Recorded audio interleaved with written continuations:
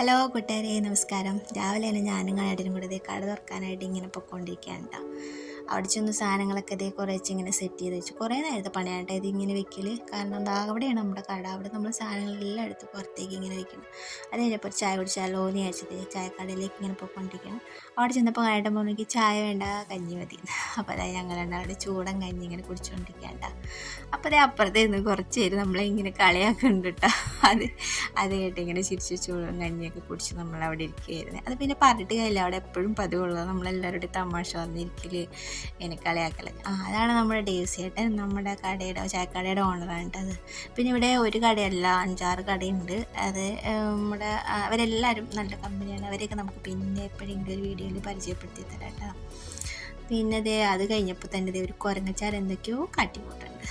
അപ്പോൾ ഇത്രയേ ഉള്ളൂ ഗൈസ് ഇന്നത്തെ വീഡിയോ. വീഡിയോ ഇഷ്ടമായെങ്കിൽ എല്ലാവരും സബ്സ്ക്രൈബ് ചെയ്യണേ, ലൈക്ക് ചെയ്യണേ, സപ്പോർട്ട് ചെയ്യണേ.